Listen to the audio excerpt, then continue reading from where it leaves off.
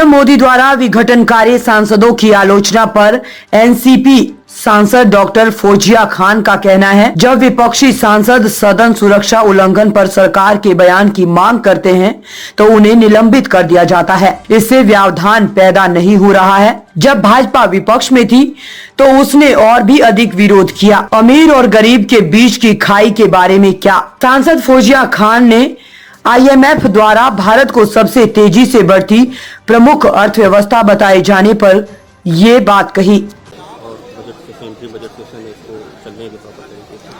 मुझे लगता है अरुण जेटली जी ने जैसा कहा था कि पार्लियामेंट में प्रोटेस्ट करना लोकतांत्रिक तरीका है। ये लोकतांत्रिक तरीके से कोई मुद्दे पे प्रोटेस्ट करना मुझे नहीं लगता कि वो गलत है। पार्लियामेंट में ये होता आ रहा है। जब बीजेपी ऑपोजिशन में थी तो इससे भी ज्यादा प्रोटेस्ट करती थी। तो ये दो टप्पी भूमिका क्यों है इनकी? मैं ये पूछती हूँ कि जब कोई इंट्रूडर पार्लियामेंट में आता है, सिक्योरिटी लैप्स होती है और विपक्ष को ये इजाजत नहीं है कि उस पर चर्चा मांगे। विपक्ष ये कहते रहा कि प्रधानमंत्री या गृह मंत्री ने आकर इस पर स्टेटमेंट देना चाहिए, तैयार नहीं होते और सदस्यों को सस्पेंड कर देते हैं। और अब ये बोलते हैं कि आप शोर शराबा क्यों कर रहे हैं? ये शोर शराबा नहीं होता है।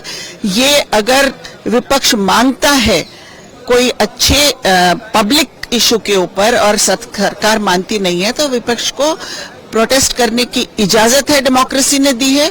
और वो इस तरह का अगर प्रोटेस्ट करते हैं तो मुझे नहीं लगता है कोई गलती है।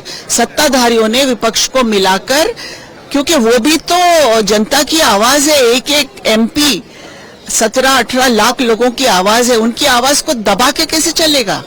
एक और क्वेश्चन में, इंटरनेशनल मॉनेटरी फंड है, उसने अपनी रिपोर्ट जस्ट अभी निकाली है, उसमें उसने फोरकास्ट किया है कि फिर से ग्रोइंग इकोनॉमी के रूप में इंडिया बढ़ने वाला है।